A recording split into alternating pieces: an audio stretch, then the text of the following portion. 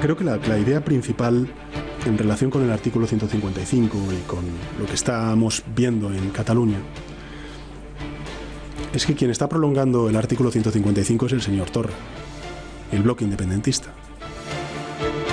Buenas noches. Palabras que pronunció en su día Pedro Sánchez, pero que, como todo en el líder socialista, acaban en papel mojado. Sus intenciones pasan por reformar la Constitución española y parece que con un único fin: contentar a los separatistas y acabar fracturando nuestro país. Durante este fin de semana, la ministra de Administraciones Públicas, Meritxell Batet, la vicepresidenta Carmen Calvo y el ministro de Exteriores, Josep Borrell, han prometido mimar a los separatistas de Quim Torra con la devolución de artículos inconstitucionales.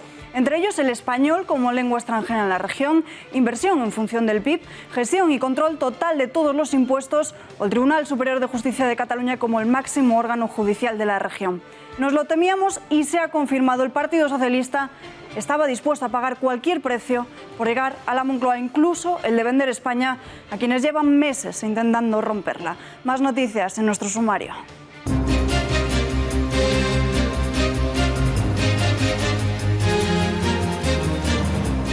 Tras más de 24 horas anclados con la espalda de la Unión Europea, España acogerá a los 629 inmigrantes y refugiados que se encuentran a bordo del Aquarius. Será nuestro país el que asuma los compromisos internacionales en materia de crisis humanitaria. Así lo ha ordenado el presidente del Gobierno, Pedro Sánchez, que ha señalado que el destino de este barco será el puerto de Valencia, previo al acuerdo con la Generalitat Valenciana. Los inmigrantes pisarán territorio español de aquí a 2-3 días.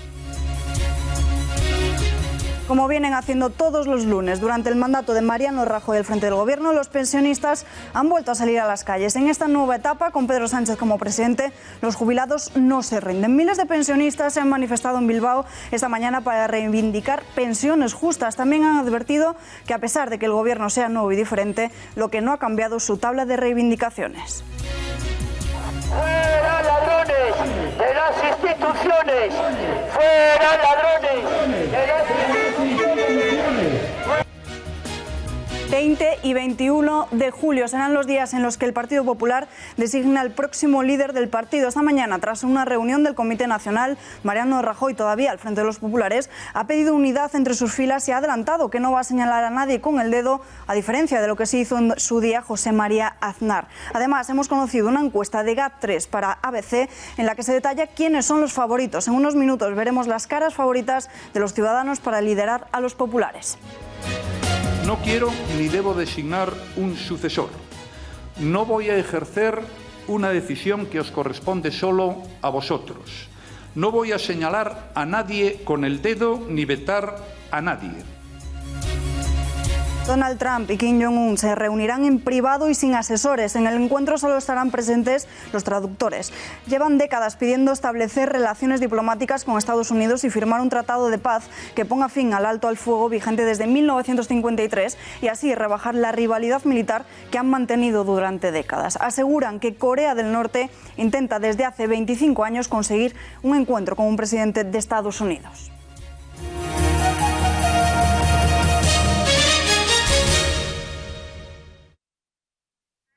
Y justamente hoy, nuevo golpe a la corrupción del Partido Popular en Valencia. La sentencia de la Audiencia Nacional considera probado que el Partido Popular valenciano pagó con dinero negro actos de las campañas de 2007 y 2008 a través de facturas falsas pagadas por empresarios, quienes así lo han confirmado. Es decir, queda acreditada la financiación ilegal de las campañas electorales justo cuando Francisco Camps presidía la comunidad. El fallo cuantifica en más de 2 millones de euros el dinero pagado al Partido Popular.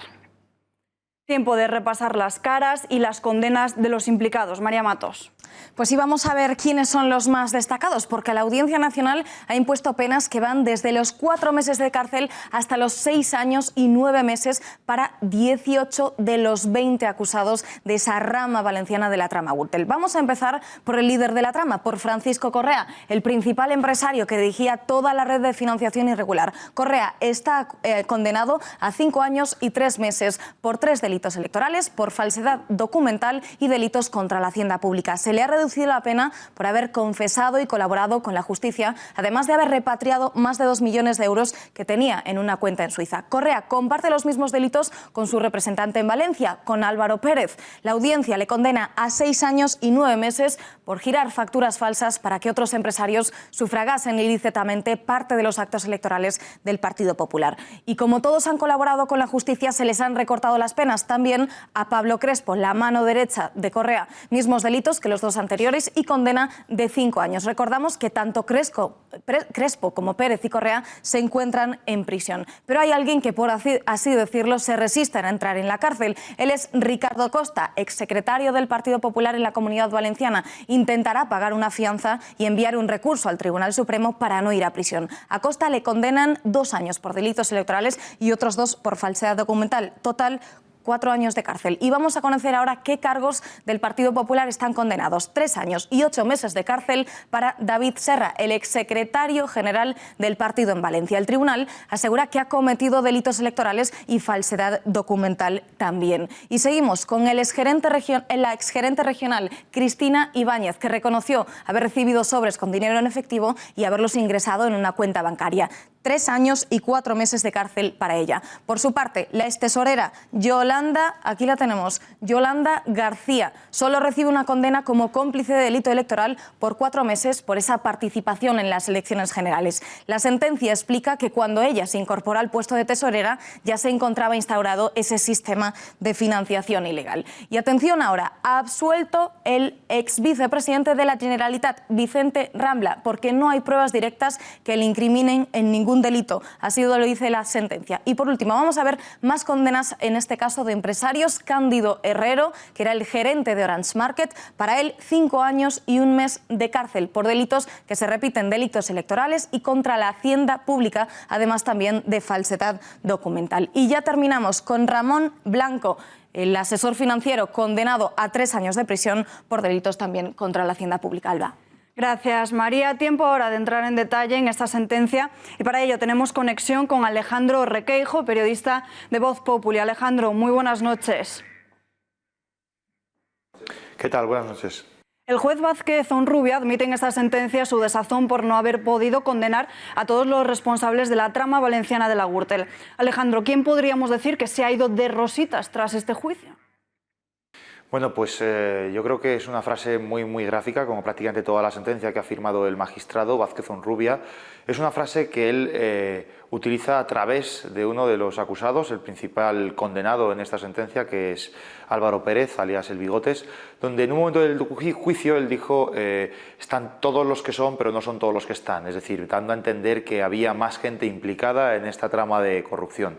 Bueno, pues el juez hace suyas estas palabras para mostrarse de acuerdo con ellas y mostrar su desazón. Cuando me preguntáis a quién se refiere, bueno, yo creo que es muy sencillo, ¿no? Y además en la sentencia cualquiera que se la lea lo va a ver muy gráfico. Se refiere sobre todo al expresidente, yo creo, al expresidente de la Comunidad Valenciana, que es Paco Camps, Francisco Camps, cuando además en otros tramos de su redactado le otorga muchísima credibilidad al testimonio que hizo Ricardo Costa, ¿no? Cuando recuerden que en el juicio apuntó directamente a Francisco Camps. Bueno, pues durante varias fases de la sentencia el magistrado se encarga de recuperar ese testimonio que hizo Ricardo Costa y darle credibilidad. Y eso, bueno, pues apuntaba a un plan preconcebido, dice textualmente, en el que intervino Francisco Camps. Y recuerda en varias ocasiones que este procedimiento no iba contra él, pero dando a entender que si hubiese estado entre los acusados, hubiese sido condenado. Efectivamente, Alejandro, como dices, esta sentencia no condena a Francisco Camps. ¿Por qué solo aparece en la causa como testigo? Bueno, pues hay que recordar que una cosa es el tribunal que entiende de los hechos en última instancia, es decir, el que juzga a los acusados, y otro es el juez que instruye o el tribunal que instruye, es decir, el que realiza una investigación y en función de esas pesquisas que le aportan los investigadores, la policía o la Guardia Civil o la Fiscalía, luego acepta o no acepta una serie de acusados que le proponen las partes, ¿no? En este caso hubo quien pidió el procesamiento de Francisco Camps como responsable de esta Gürtel valenciana, pero en este caso el tribunal instructor no lo consideró acertado, no lo consideró acorde a derecho y por tanto le dejaron fuera. Bueno, eso a veces sucede, ¿no? que el tribunal que instruye tiene una opinión, el tribunal que al final entiende de los hechos tiene una opinión distinta y así muchas veces lo hacen ver en sus resoluciones finales. No es algo nuevo en la justicia, desde luego. Tanto Ricardo Costa como Álvaro Pérez y Pablo Crespo han visto rebajadas notablemente sus condenas por su colaboración con la justicia. ¿Hasta qué punto sus penas habrían sido muy diferentes de no haber confesado? ¿Y cómo puede considerarse justa una reducción semejante? Bueno, yo no considero que hayan sido unas rebajas tan considerables. Es más, puede haber quien piense que no son muy significativas. Me gustaría insistir en que buena parte de la sentencia se basa en las declaraciones de Ricardo Costa y la reducción de su condena, según los primeros cálculos que hemos hecho, la ciframos en apenas unos meses, o sea que no ha sido una gran rebaja de penas. Hay quien piensa que es porque esa confesión llegó demasiado tarde. Quizás si esa colaboración con la justicia hubiese sido al inicio de la instrucción, pues hubiese dado de sí las pesquisas policiales o de la Fiscalía, incluso de la instrucción, como para poder, como comentábamos antes, haber sentado en el banquillo de los acusados a Francisco Camps. Y ya por último, la Gürtel no ha vivido hoy su último capítulo, dado que aún quedan otras piezas de la trama por juzgar. ¿A qué otros frentes judiciales se enfrenta el Partido Popular? ¿Qué le queda todavía? Bueno, pues efectivamente esto es la rama valenciana de Gürtel. Hace unos días hemos conocido lo que es la sentencia de la primera fase de Gürtel. Todavía, por cierto, está pendiente de recurso ante el Tribunal Supremo, que tendrá la última palabra, y son varios los frentes que todavía quedan abiertos. El más importante, el más significativo por las repercusiones que pueda tener también a nivel interno, probablemente sea el de los llamados papeles de Bárcenas, ¿no? Donde ahí hay una serie de anotaciones con donaciones al Partido Popular, donde aparecen muchos nombres y donde de nuevo el PP pues se va a enfrentar a lo que fueron aquellos años, ¿no? Que tal y como se acredita en esta sentencia que hemos conocido hoy, tal y como se acreditó en la sentencia de hace unos días sobre la primera fase de Gürtel, se acredita una financiación ilegal durante años por parte del partido que hasta hace muy pocos días estaba en el gobierno. Alejandro, gracias y muy buenas noches. Buenas noches, gracias. Seguimos hablando del Partido Popular. 20 y 21 de julio son las fechas que los populares ya han marcado en su calendario. En esos 2 días se celebrará en Madrid el Congreso Extraordinario para elegir al sucesor de Mariano Rajoy. Este ha presidido hoy su último Comité Nacional, en el que ha anunciado esta convocatoria ante la presencia de 500 asistentes, entre presidentes regionales, provinciales y parlamentarios. Entre ellos, algunos de los rostros que suenan para sucederle al frente del partido. Este Congreso Express durará 2 días en vez de 3, como suele ser habitual en los ordinarios. Tras asegurar que España no puede estar esperando a que el Partido Popular se enrede en un proceso de ensimismamiento, el aún jefe de los populares ha llamado a la unidad de sus filas. Tiempo ahora de repasar toda la declaración del todavía líder del Partido Popular. ¿Qué es lo que ha dicho exactamente Rajoy, María? Bueno, pues esta vez Rajoy ha querido ser muy claro y muy conciso. Se ha basado principalmente en 4 puntos. Ha comenzado marcándose una fecha límite para que el partido resurja, que son 3 meses. Y atención, porque también manda un mensaje directo a Pedro Sánchez. No van a dejar de recordarle que los españoles no le han votado a él. En septiembre tenemos que estar en perfecto estado de revista para hacer lo que nos toca hacer ahora. Lo primero, recordar cada día a este Gobierno que no está ahí por la voluntad de los españoles. Hagan lo que hagan, digan lo que digan y lo pinten con los colores que lo pinten, carecen del aval de los españoles. En cuanto a su sucesor, ya ha avanzado que no va a señalar a nadie con el dedo, que no va a hacer lo que hizo Aznar con él en el año 2003 y que va a dejar que sea una carrera limpia, que no va a apadrinar a ninguno de los candidatos. No quiero ni debo designar un sucesor. No voy a ejercer una decisión que os corresponde solo a vosotros. No voy a señalar a nadie con el dedo ni vetar a nadie. No voy a influir ni condicionar lo que tiene que ser vuestra libre elección. Porque Rajoy cree que una vez que ha decidido marcharse, ya no sería justo que él siguiese tomando decisiones sobre su partido. Creo firmemente que no me asiste ningún derecho para pretender influir en el resultado de este Congreso. Durante estos años he tomado todas las decisiones en este partido y vosotros las habéis apoyado. Os lo agradezco mucho. Pero mi última decisión fue la decisión de irme. Por lo tanto, no debo tomar más decisiones sobre el futuro del Partido Popular. Frente a la amenaza de que la lucha por el poder provoque una guerra entre los pesos pesados del PP, como son Feijóo, Cospedal, Santamaría, pues el presidente del partido no ha querido mojarse, pero ha dejado entrever que habrá varios candidatos. Evidentemente, tendremos que hablar de personas. Es inevitable que hablemos de unos candidatos u otros, si es que hay varios, que como os decía antes lo desconozco. Y estos mismos nombres se ha dirigido pidiendo juego limpio, es decir, que no se abra una guerra descalificatoria entre ellos, porque los perdedores tendrían que ayudar al ganador a laupar ese nuevo partido. Seamos constructivos. Este es un proceso para crecer, para sumar y para integrar. Gane quien gane, al día siguiente deberá contar con sus rivales, repito, si los hay, porque necesitará las manos, la experiencia, la energía de todos para recuperar cuanto antes ayuntamientos, comunidades autónomas y el Gobierno de la nación. Así que de momento, Alba, todas las miradas fijadas en quiénes van a ser realmente los candidatos. Gracias, María. Y ninguno de los nombres que suenan para ser el próximo líder del Partido Popular se han pronunciado en torno a su postulado. Sí lo ha hecho el expresidente de Baleares y hoy en día senador popular, José Ramón Bouza. Se propone como candidato a liderar una corriente liberal dentro de la formación. Escuchar todo lo que se nos va a proponer en la Junta Directiva y a partir de aquí, lo más importante es el partido y seguir trabajando.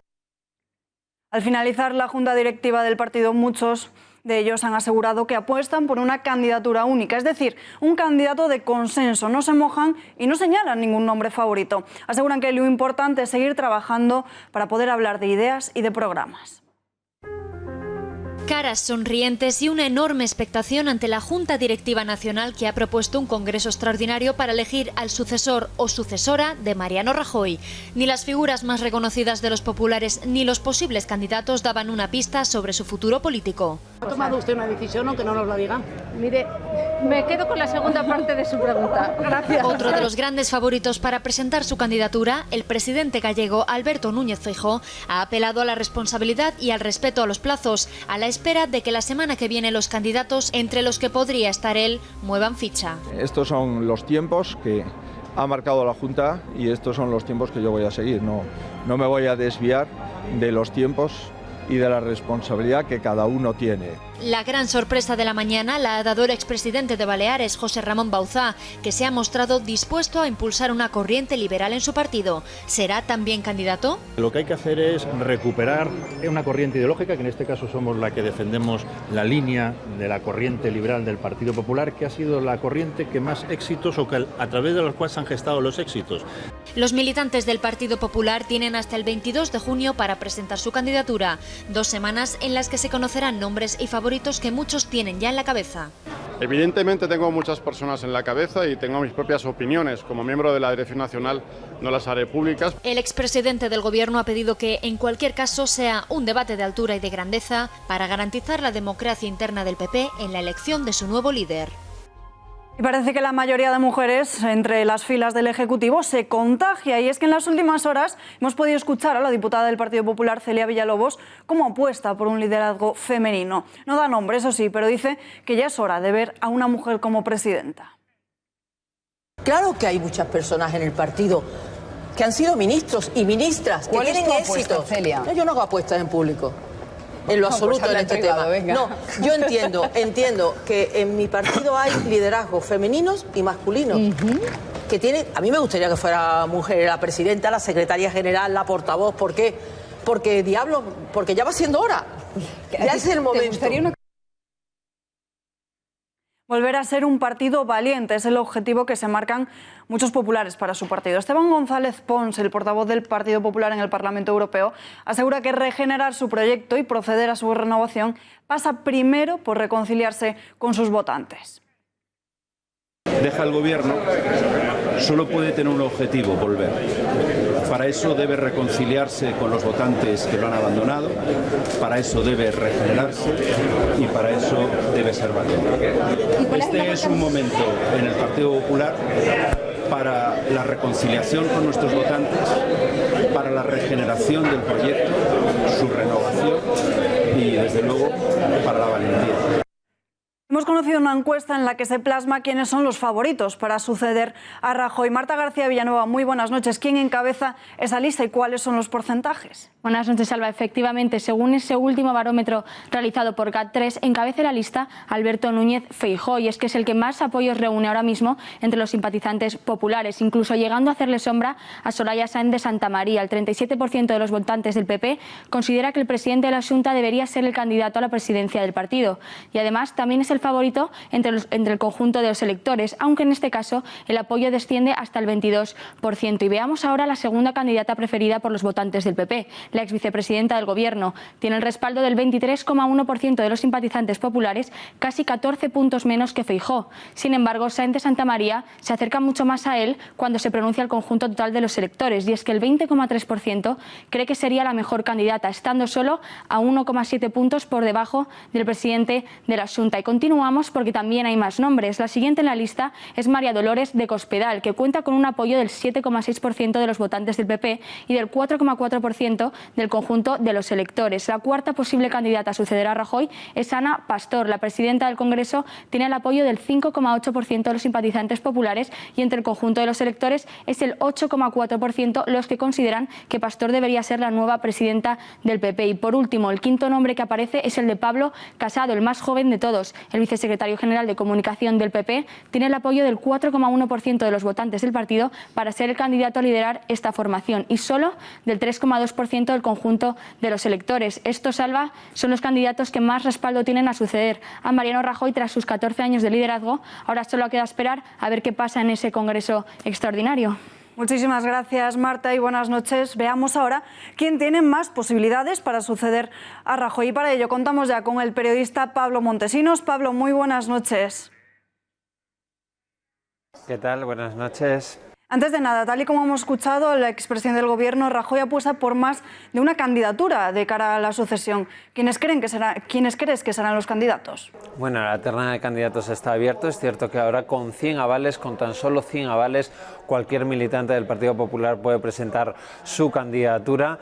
Hoy hemos visto en la Junta Directiva Nacional del PP cómo había dos posibles candidatos que se han dejado querer, que han rivalizado en corrillos políticos, en sonrisas, en saludos con cargos del Partido Popular. Esos dos posibles candidatos han sido Alberto Núñez Feijóo y Soraya Sáenz de Santamaría. Ninguno de los dos se ha descartado públicamente en esa carrera por la dirección del Partido Popular. María Dolores de Cospedal, la tercera liza, ha querido ser un poco más cauta, no ha atendido a los medios de comunicación, ha optado por salir por el garaje. No hemos podido escuchar nada absolutamente de ella. Y luego está esa cuarta opción, la de José Ramón Bauzá, el que fuera presidente de Baleares. Ha tomado la palabra ante la Junta Directiva Nacional y después ha venido a decir que quiere aglutinar a la corriente liberal del partido. Así es, Pablo, como dices, el expresidente balear, José Ramón Bauzá, y ahora senador del partido, ha sido el último en postularse. ¿Le concedes verdaderas opciones a su candidatura? ¿Crees que igual él podría surgir otro tapado? Bueno, vamos a ver, varios apuntes importantes. José Ramón Bauzá, como digo, con 100 avales puede presentar su candidatura del Partido Popular. Otra cosa es que vaya a tener la ayuda de la Dirección Nacional del PP. No tiene muchos amigos en Génova, José Ramón Bauzá. ¿Qué es lo que está haciendo el que fuera presidente de Baleares? Se está contactando con destacados dirigentes del partido en Valencia, por supuesto en Baleares, también en la Comunidad de Madrid, aquellos de la corriente liberal que, según José Ramón Bauzá, fueron apartados durante todos estos años después del Congreso de Valencia por parte de la dirección, de la cúpula del Partido Popular. Incluso habría mantenido contactos, así se ha sugerido desde el entorno del propio Bauzá, con Esperanza Aguirre, quien fuera la presidenta de los populares madrileños. Ya digo, con 100 avales puede dar el paso, pero no hay que perder de vista de que no tiene muchos amigos en Génova.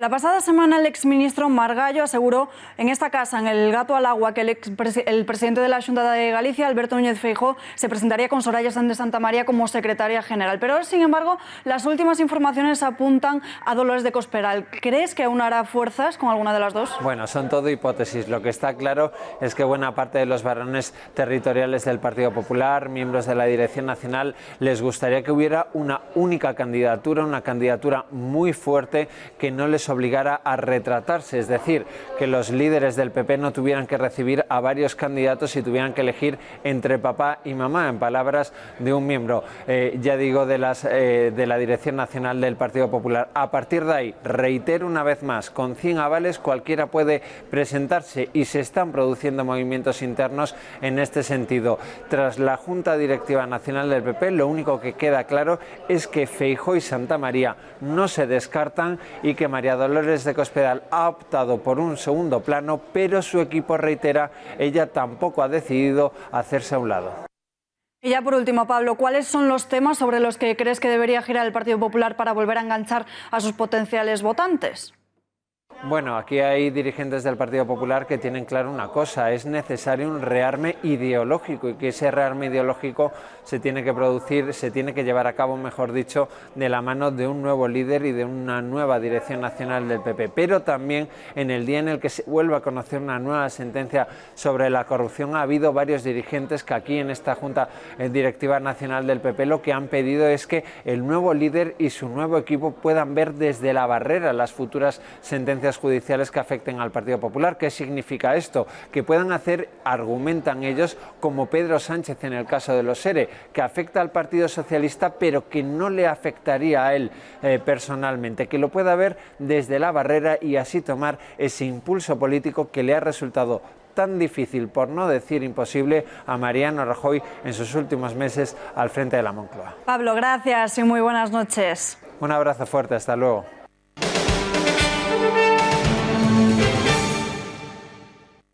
Primeros días de gobierno de Pedro Sánchez y desde las filas socialistas no paran de llegar los elogios. El portavoz del partido en la Asamblea de Madrid se ha mostrado esperanzado con este ejecutivo, mientras que Ximo Puig, el presidente de la Generalitat Valenciana, va más allá y dice que Sánchez ha abierto las ventanas de este país.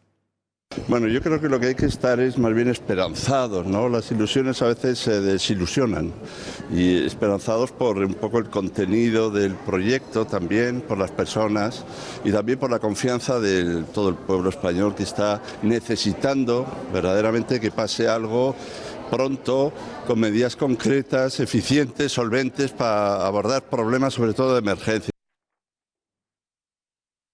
Le paso al presidente. Sinceramente, para mí fue un momento muy emocionante, porque el que estaba al otro lado era el presidente Pedro Sánchez, y sobre todo estaba con una carga de energía enorme que ha abierto las puertas, las ventanas de este país, y ahora estamos, digamos, insuflados de oxígeno. Hay que aprovechar esta ocasión. No tan bien acogido está siendo Sánchez desde las demás formaciones políticas. Hay quien sigue dudando de las ansias de poder del mismo. Albert Rivera, el de Ciudadanos, ha pedido esperar para saber si la moción ha sido para poder llegar a la Moncloa a toda costa o para devolver la voz a los españoles. Vamos a ir a un camino en el que va a ser muy difícil pasar leyes en el Parlamento, en el que no se va a poder gobernar efectivamente, en el que vamos a ceñirnos a los anuncios y a los contraanuncios, y creo que para España es mejor decidirlo en las urnas. Pero insisto, esto no lo puedo decidir yo, esto solo lo puede decir Pedro Sánchez, y de hecho Pedro Sánchez dijo que él quería plantear unas elecciones a corto plazo. Bueno, lo veremos esta semana porque tendrán que decidirlo también en el Parlamento, y veremos si el PSOE ha hecho esto para llegar al poder a cualquier precio y de cualquier manera, o realmente lo ha hecho para devolverle la voz a los españoles. Y en Izquierda Unida prefieren actuar con cautela ante todos los cambios que se están produciendo en España. El coordinador federal, Alberto Garzón, ha prometido que su partido va siempre a mirar primero por las medidas y políticas que sean beneficiosas para todas las familias de nuestro país. Van a contar con nuestro apoyo, pero vamos a basarnos en programa. Vamos a hacer una oposición de izquierdas para garantizar que las políticas, que es lo importante, que se vayan aplicando a partir de ahora, sean en beneficio de las familias trabajadoras. Y bueno, habrá que esperar, insisto, a esta actividad política del nuevo gobierno, que de momento pues tenemos que estar con cautela. Los nuevos ministros continúan fijando objetivos y auguran un buen futuro para nuestro país. La ministra de Sanidad, después de haber traspasado la cartera en la Consellería, ha reclamado una salud pública para todos. Y al mismo tiempo, Pedro Duque, al frente del Ministerio de Ciencia, señala que la prioridad es echar grasa a la administración pública. En efecto, cambiamos de posición. España deja de ser un lastre y se alinea con aquellos países que tienen vocación de progreso, vocación de futuro y progresista en este campo. Os puedo asegurar que el mismo jueves estábamos ya trabajando en intentar devolver la asistencia sanitaria de manera universal y en eso es en lo que este primer mes vamos a estar volcados para dejar bien claro que la salud es un derecho. La primera prioridad es, digamos, echar grasa a la maquinaria de la administración pública, porque al no haber un ministro de Ciencia, digamos, específico de esto, pues ha habido cosas que se han quedado. El ministro Escolano, por ejemplo, tenía tantas cosas que hacer que ha habido algunas cosas que no ha sido simplemente capaz de sacar adelante. Especial atención a las intenciones del gobierno de Sánchez. Pretenden reformar la Constitución española. La ministra de Política Territorial, Meritxell Batet, y la vicepresidenta Carmen Calvo consideran que para superar la crisis institucional, en especial la de Cataluña, es necesario un cambio urgente, viable y deseable. Yo creo que hay que recuperar dos palabras que se han perdido en los últimos años, que es confianza y lealtad. Lealtad institucional, lealtad federal, para establecer un nuevo modelo territorial en el que todos nos podamos sentir reconocidos. Creo que la renovación del Pacto de Convivencia, la renovación de un texto que tiene muchas fortalezas, como es nuestra Constitución, que nos ha traído hasta aquí, que ha sido un modelo de éxito, también tiene debilidades, también tiene cosas mejorables y, por tanto, es el momento de empezar a caminar en esa dirección. No nos planteamos ninguna reforma de la Constitución, lo hemos dicho siempre y lo seguimos diciendo, por supuesto, que no implique un consenso amplísimo, al menos el mismo consenso que hubo en 1978 y que nos dio esta Constitución que ha llegado hasta hoy. Puerta abierta de los socialistas, como ven, pero ¿y en la calle? ¿Están los ciudadanos dispuestos a una reforma de la Constitución? Las cámaras de este informativo han salido a las calles a preguntarlo. Hay que actualizarla, más que reformarla. Desde luego, el paso de los tiempos trae una serie de consecuencias sociales que hay que afrontar, se quiera o no se quiera. Y todas las constituciones de todos los países se revisan ocasionalmente, de vez en cuando, y creo que en España pues habría que revisarla también. Absolutamente. Sí, sin duda. ¿Por qué? No tengo la menor duda, porque hay muchas cosas que hay que cambiar. Pues a lo mejor en algunas cosas sí, pero por otro lado pienso que está muy bien como está. Sí, hay cosas que sí que convendría mejorar. Está ya un poco anticuadilla. Pero sí que pienso que hay algunas cosas con las que yo personalmente y creo que bastante gente no estoy de acuerdo. O sea que en cierta medida sí. Pues seguramente que sí, porque llega un momento determinado que los catalanes estos que están en estos momentos lo necesitan.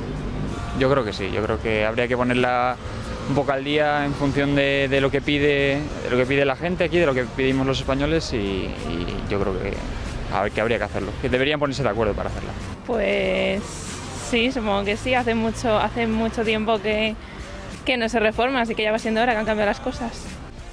¿Se puede modificar la Constitución? ¿Cómo habría que hacerlo? Se lo preguntamos ya al experto en Derecho Constitucional y profesor de la Universidad CEU San Pablo, Rafael Murillo. Señor Murillo, muy buenas noches. Buenas noches. Para reformar la Constitución española se necesita el apoyo de 2/3 de la Cámara del Congreso. ¿Cuenta Pedro Sánchez con el respaldo suficiente para poder hacerlo? Bueno, en primer lugar hay que decir que esa mayoría de 2/3 que comentan habría que matizarla, porque la Constitución reconoce dos procedimientos distintos. Uno de ellos es el de la reforma de la Constitución, que exigiría mayoría de 3/5 para su aprobación, o otro procedimiento un poco más complejo, y en cambio la revisión constitucional, que sería el segundo punto, artículo 168 de la Constitución, sí exigiría esa mayoría de 2/3 para llevarlo a cabo, con lo cual pues yo creo que es bastante complicado y complejo, si el Partido Popular y Ciudadanos no participan de esta reforma de la Constitución, que se lleve a cabo, y sobre todo temas que pueden afectar a la sección, al título preliminar de la Constitución o a la sección primera del capítulo segundo del título primero o a la propia figura de la monarquía, con lo cual pues yo creo que ahí va a ser bastante complejo que pueda obtener estas mayorías cualificadas, porque estaríamos aplicando el 168 de la Constitución y no el 167, que es la reforma más sencilla que se puede hacer. En el caso de que finalmente se intentase, ¿cuáles son los pasos y los plazos? Pues mire, si se lleva a cabo, como la Constitución diferencia dos procedimientos en relación con el contenido. Uno es la revisión total de la Constitución, que exige una mayoría cualificada que concretamente el Partido Socialista Obrero Español y sus coaligados no van a tener, y los plazos o procedimientos sería una iniciativa legislativa que provenga pues bien del Gobierno, o bien de la comunidad autónoma, o bien del propio Congreso o Senado, y luego su tramitación como una ley, y lo único que la aprobación final tendría que ser aprobada por mayoría de 3/5 si es el procedimiento del 167. Si es el 168 es más complejo, porque primero la propuesta de reforma tiene que ser aprobada por mayoría de 2/3, disolver las cámaras, convocar nuevas elecciones y que las nuevas Cortes aprueben esta iniciativa de reforma y lleven a cabo el procedimiento de modificación y lo aprueben por mayoría de 2/3, con lo cual es bastante complicado y complejo el procedimiento de revisión, sobre todo si va a afectar, por ejemplo, al tema de la unidad de España, que está recogido en el artículo 2 y como pertenece al título preliminar, pues es muy compleja su modificación. Si solamente se quiere modificar el título octavo, que no está protegido, entonces habría que utilizar el artículo 167, que exige esa mayoría de 3/5. Tanto Meritxell Batet como Josep Borrell se han mostrado a favor de modificar la Constitución para que parte del Estatut de Cataluña, recortado por el Constitucional, tenga cabida. Hagamos memoria, señor Murillo, ¿cuáles fueron los fragmentos más polémicos del Estatuto aprobado por PSC, CiU y Esquerra Republicana de Cataluña que tuvieron que ser limitados? Pues fundamentalmente era, en primer lugar, la definición de Cataluña como nación, sería uno de los elementos más importantes, el tema de la equiparación del catalán como lengua oficial o nacional y equiparable al castellano, en este sentido en el ámbito territorial catalán, y también la creación de una especie de órgano jurisdiccional propio de Cataluña, aparte del problema fundamental, como siempre es, que es el problema económico. Básicamente esos fueron los elementos que hay. También hay que hacer referencia a que el Tribunal Constitucional, en cierto modo, limitó también las competencias de carácter internacional que quería tener Cataluña como agente directo de ciertas competencias típicamente estatales en cuanto a las relaciones internacionales. Estos serían los elementos básicos o las ideas básicas que hay, que ya, como se ha comentado, el propio Tribunal Constitucional, en 14 artículos, es decir, muy pocos, declaró inconstitucionales y, por lo tanto, pues prácticamente ha quedado un Estatuto de Autonomía adaptado a la Constitución. Abrir el melón territorial es uno de los mayores desafíos a los que se enfrentaría el Gobierno si quiere rehacer la Constitución. Podemos temer que Sánchez se plantee incluir el derecho a la autodeterminación vía referéndum pactado para ganarse así el apoyo a largo plazo de los independentistas catalanes. Bueno, por ofertarlo políticamente se puede ofertar. El problema es traducir eso normativamente. Claramente ya determina el Tribunal Constitucional que solamente hay una nación, que es España, claramente recogido en el artículo 2, la nación española, patria común e indivisible de todos los españoles, y Cataluña sigue siendo y es una parte de España. Con lo cual, pues por mucho que lo quiera hacer políticamente hablando, habría que reformar la Constitución, como ha dicho el Tribunal Constitucional. Es decir, no se impide que no se acceda a una posible independencia, pero lleve usted a cabo un procedimiento lógico, normal, que sería el de solicitar la reforma de la Constitución con las mayorías que hemos visto, que son en este momento muy complejas de llevar a cabo. Por lo tanto, me parece como sería un brindis al sol que el actual presidente del Gobierno intentará llevar a cabo una reforma constitucional en este sentido, porque no tendría las mayorías suficientes para llevarla a cabo y habría que disolver las Cortes, convocar nuevas elecciones y tal como está la situación política en este momento y la situación de los partidos políticos, pues yo lo veo bastante complejo. Señor Murillo, muchísimas gracias por su análisis y buenas noches. Buenas noches.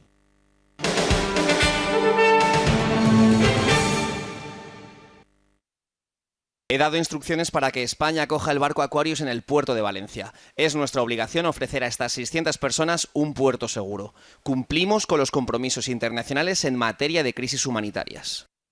Lo acaban de escuchar, el presidente Pedro Sánchez ha dado instrucciones esta mañana para que nuestro país acoja a los 629 inmigrantes y refugiados que se encuentran a bordo del Aquarius. Más de 500 personas que han sido rescatadas por Médicos Sin Fronteras y SOS Mediterráneo. Este barco lleva atracado en la costa italiana casi 24 horas debido a que el gobierno italiano se ha negado a que recalara en sus puertos. España asumirá los compromisos internacionales en materia de crisis humanitaria. Sánchez ha señalado que el destino de este barco será el puerto de Valencia, con un previo acuerdo con la Generalitat Valenciana. La operación será coordinada por Naciones Unidas y, en principio, se calcula que el barco puede tardar entre 2 y 3 días en llegar.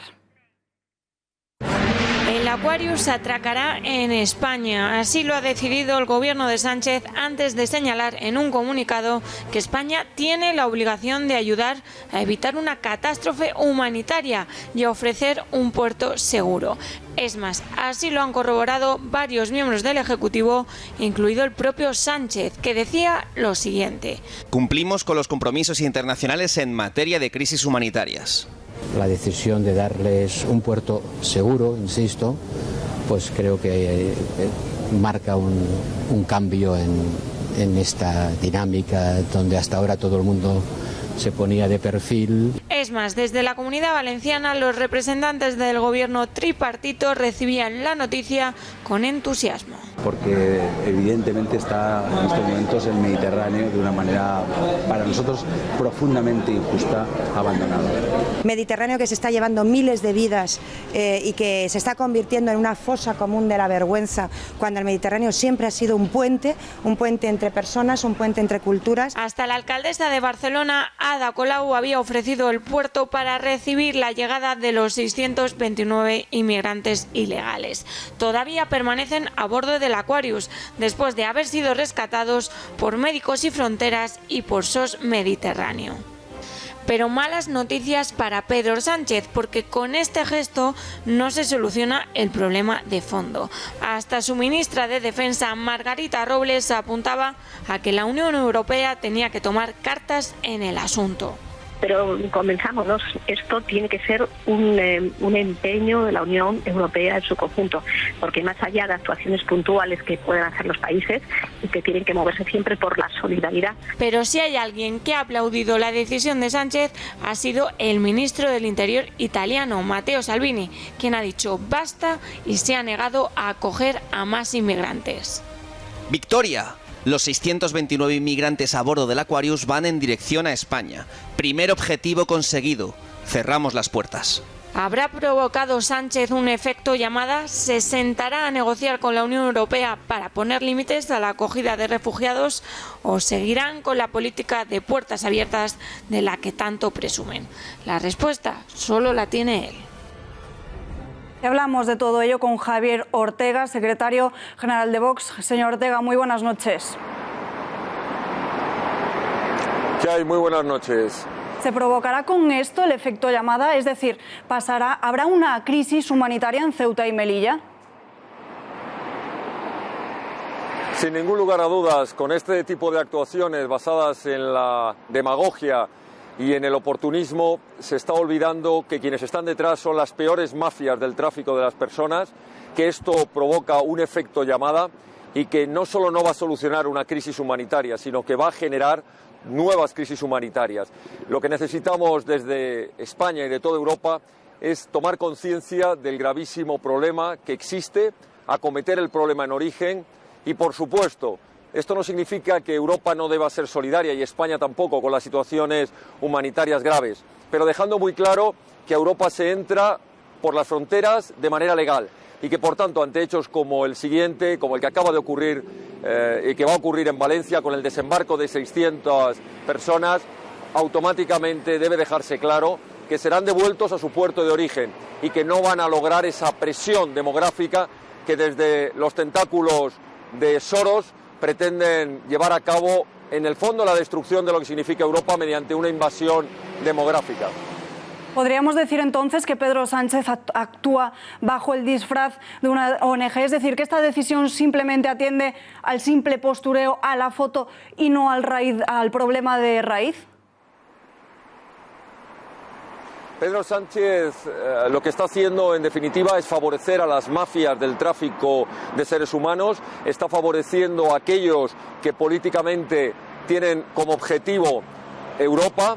Estamos hablando de la presión del islamismo, del yihadismo, estamos hablando de los países del norte de África que pretenden llevar a cabo una política de presión demográfica sobre Europa, y esa no es la solución. La solución es una política de fronteras seguras, de actuaciones en origen, no favoreciendo precisamente a los gobiernos bajo teocracias o gobiernos totalitarios, que son los que fomentan este tráfico de seres humanos. Y lo que debe hacerse desde España al menos, y está claro que este gobierno no lo va a hacer como no lo ha hecho el gobierno de Mariano Rajoy del Partido Popular, es acometer una posición de firmeza en el control de las fronteras y dejando bien claro que no aceptamos en España ni la presión de los lobbies extranjeros, ni mucho menos el que la inmigración ilegal tenga que aceptarse sin tomar las medidas adecuadas. Por tanto, España necesita fronteras seguras y necesita Europa una política de seguridad en sus fronteras. Pues señor Ortega, muchísimas gracias por estar con nosotros en directo y buenas noches. Muy amable, buenas noches.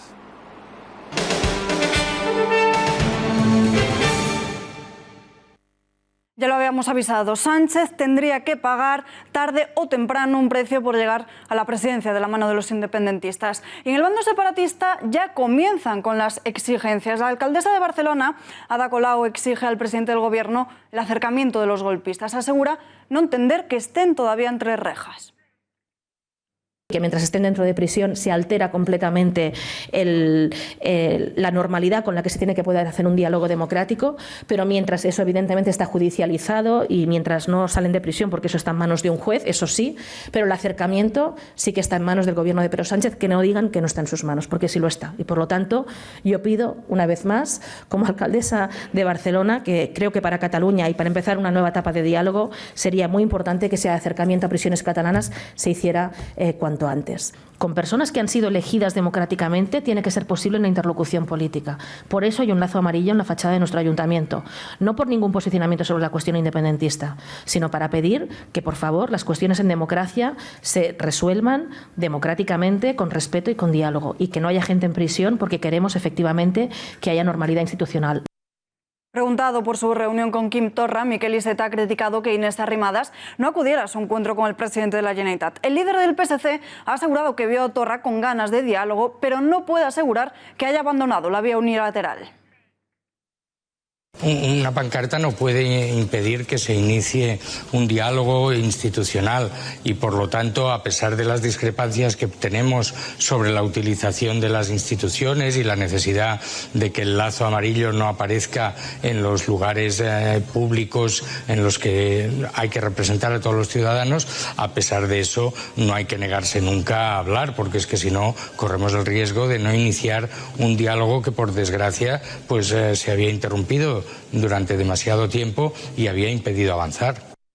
Y presten muchísima atención a las palabras de la que fuera consellera de Educación de la Generalitat, Clara Ponsatí, que se encuentra unida en Escocia y a través de videoconferencia organizada por la ANC ha asegurado ahora que el gobierno de Puigdemont jugaba al póker con Rajoy y que vean de farol. También ha añadido que si el separatismo ha sido derrotado se debe a la falta de unidad. Pero estas declaraciones de Josep Borrell, atención, porque han levantado la polvareda. El ministro de Asuntos Exteriores ha apelado al diálogo para evitar la tensión política en la región, porque asegura que se está al borde de un enfrentamiento civil. A mí me gustaría poder volver a discutir con el señor Junqueras democráticamente sobre los problemas que nos ocupan. Creo que eso contribuiría, y estoy hablando políticamente, no jurídicamente, a rebajar la tensión de una sociedad, créame, profundamente tensionada. Estamos al borde de un enfrentamiento civil. Los hechos que se vienen sucediendo en los últimos días no vienen a demostrar otra cosa que no sea un duro enfrentamiento civil. Tan solo en las últimas semanas, un escrache a una manifestación de sociedad civil catalana, el recibimiento a ciudadanos en Vic o los constantes ataques al Cuerpo Nacional de la Policía. ¿Quién se atreve a decir que en Cataluña no hay crispación, que no se palpa la tensión entre la población, que no hay miedo en las calles de las diferentes ciudades catalanas? No hace falta irse muy lejos para hacer una pequeña recopilación y demostrar la violencia y enfrentamientos. El pasado jueves 7 de junio, Sociedad Civil Catalana tuvo que cancelar un acto de homenaje a Cervantes en la Universidad de Barcelona por motivos evidentes. Una manifestación de unos 100 independentistas que no fueron capaces de controlar, pero ¿dónde estaban los Mossos d'Esquadra?, denuncia la dirección de la organización. Y 2 días después, alrededor de 70 independentistas recibieron a ciudadanos en Vic de esta forma.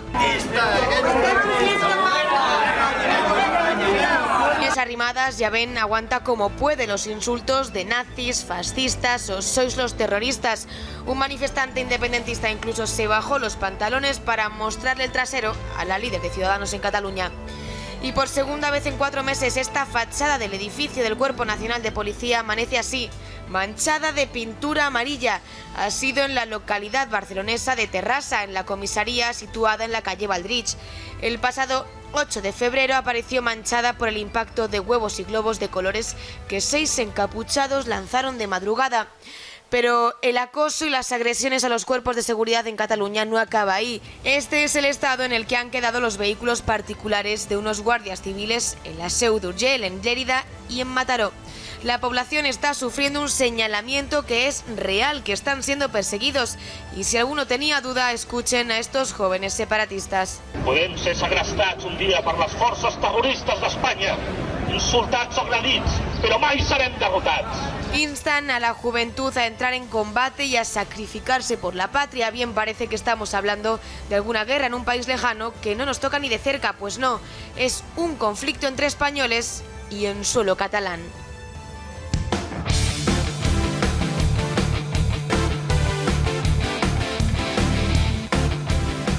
En deportes, Juanma Pérez Noya, muy buenas noches. Buenas noches. Mucha polémica en torno al derecho a decidir en el Athletic. Sí, porque la política no es ajena tampoco al mundo del deporte. Vamos a ver la diferencia de cómo trata ese supuesto mal llamado derecho a decidir 2 de los equipos más importantes del País Vasco. Primero vamos con el Athletic. Ayer se produjo en Bilbao una marcha para pedir ese derecho, en realidad, a la autodeterminación. Una marcha secundada por muy poca gente, a la que se sumó el Athletic. Lo estamos viendo. El Athletic Club se une a la reivindicación social del derecho a decidir. Se metió en política un club que durante 30 años no condenó ninguno de los 860 atentados de ETA porque según ellos era política. Bueno, pues en esta política sí entran. Comparado con la Real Sociedad, que simplemente tuiteó acerca del día de su fundación, queda claro, por lo menos para nosotros, cuál es el equipo más grande del País Vasco. Y vamos muy rápido al Real Madrid porque sigue la polémica en torno a Cristiano Ronaldo. ¿Se queda o se va del Real Madrid? Nosotros hemos acompañado la última hora de Cristiano en este vídeo. Alarma en el Santiago Bernabéu. Cristiano ha decidido definitivamente que se marcha del club. Así lo afirma el diario Récord en Portugal, medio muy cercano a Jorge Méndez, agente de CR7. El bombazo estalló a raíz de las polémicas declaraciones de Cristiano, instantes después de que el Madrid ganase la 13ª. Ahora disfrutar este momento, en los próximos días sí, daré una respuesta a los aficionados, que sí, estamos siempre de mi lado y fue muy bonito estar en el Real Madrid. Próximos días yo hablo, ¿vale? Bien, pues ahora hay más. El representante del luso se reunió esta semana con José Ángel Sánchez, director general del Real Madrid, para pedir un aumento de sueldo. Sin embargo, en Chamartín no están dispuestos a llegar a los 30 kilos que exige Ronaldo. Cristiano se siente traicionado, asegura que le apalabraron una renovación que nunca llega y mientras ve cómo el Madrid intenta desesperadamente fichar a Neymar. Está harto de que le busquen sucesor y no entiende cómo él, siendo el Balón de Oro, tiene aún que demostrar su nivel temporada tras temporada. Pero ojo, porque no solo Florentino Pérez quiere fichar a Ney, sino que incluso Marcelo, su mejor amigo en el vestuario, le abre la puerta. O Cristiano não é dono do Real Madrid não, pô. Pode entrar lá no Real Madrid, se o presidente contratar, vai entrar. Não é porque o Cristiano tá, o Neymar não pode ir. Não, não é isso.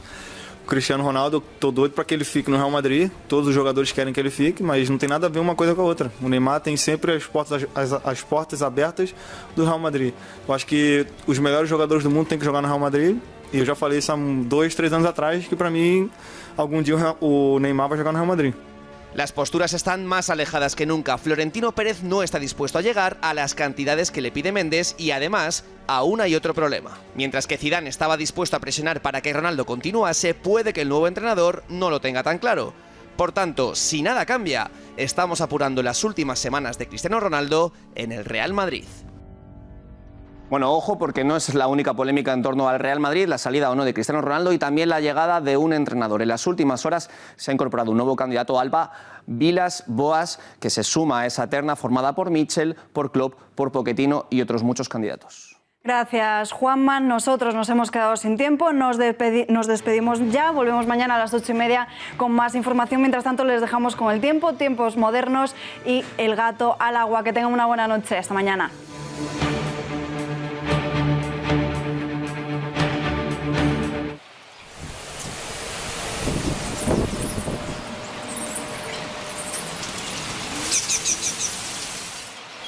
Esta semana por fin podremos hablar de calor. Habrá que esperar, eso sí, unos cuantos días, porque de momento este martes todavía seguiremos con temperaturas frescas en muchas zonas. De hecho, todavía continúan algunas de esas lluvias. Seguirán siendo fuertes en el norte de la península y es que tenemos aviso de nivel amarillo por fuertes precipitaciones en puntos de Cantabria, País Vasco, norte de Navarra y norte de Huesca. Allí esos avisos nos indican que se pueden acumular hasta 40 litros por metro cuadrado en tan solo 12 horas. También al norte de Cataluña esperamos esas precipitaciones que pueden venir acompañadas de tormenta.